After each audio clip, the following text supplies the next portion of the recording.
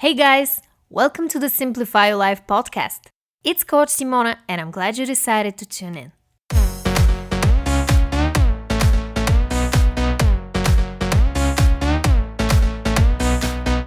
What's up guys? Today, I'll share with you my tips on how to get unstuck and take back control of your life. First, let me ask you a question. Do you experience getting stuck often?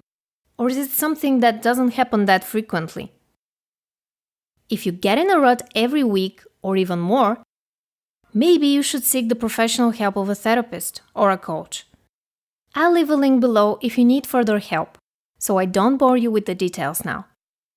And if you don't get stuck that often, I can assure you that we all feel that way from time to time.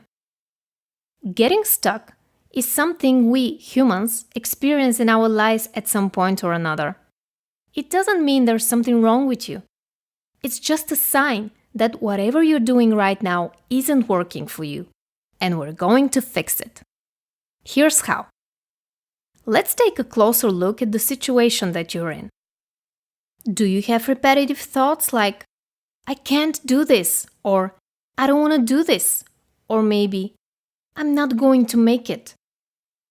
If you have negative thought patterns like these, then they're probably the reason why you feel stuck in the first place. So how can you change that? If you're feeling stuck because you're bombarded by negative thoughts every day, try letting them be. Just like the thousands of other thoughts that pass through your mind every day, but not letting them block you. I have a very special quote that I learned a couple of years ago by Leo Gura of Actualized.org. It says, awareness itself is curative. What does this mean? When you're aware of your negative thoughts, you more or less distance yourself from them and become their observer. Having that distance, you see things more clearly and can be more objective about your internal feelings and the external situation that provoked them. If you want to learn more about overcoming your negative thought patterns, I'll leave a link to an article in the description below. Okay, but what happens if you're stuck not because of your negative thoughts, but because you have unresolved feelings? Then you need to address them.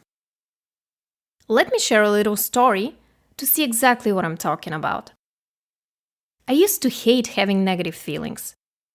I couldn't stand feeling sad, angry, frustrated, or anxious. So what did I do? I bottled them inside until I was about to literally burst into tears or raged against the person who triggered me. And then came the guilt. I couldn't stand myself for not being able to control the intensity of my emotional responses. So I started to dig deeper. I set a goal to experience whatever feelings I had at the moment I felt them. I stopped blaming other people for my emotional state and took responsibility for my actions. And then the miracle happened. I started acknowledging my feelings. When you're stuck in a rut, it's highly likely that you've neglected some of your feelings. If you're feeling empty, uninspired, or unfulfilled, then you need to sit with yourself and let your feelings arise.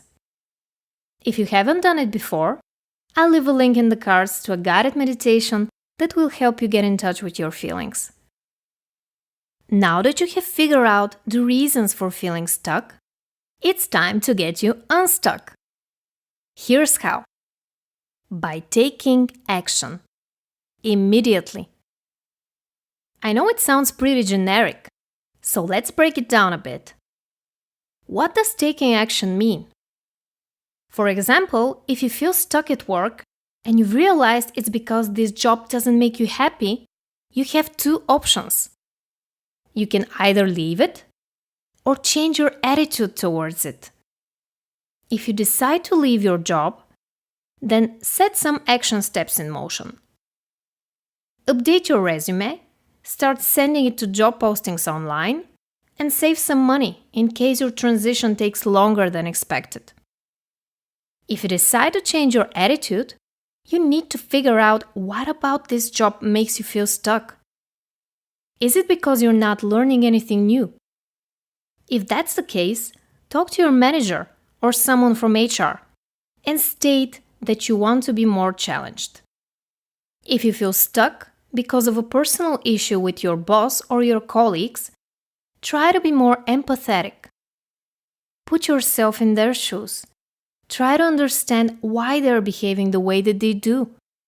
And don't forget to check the facts.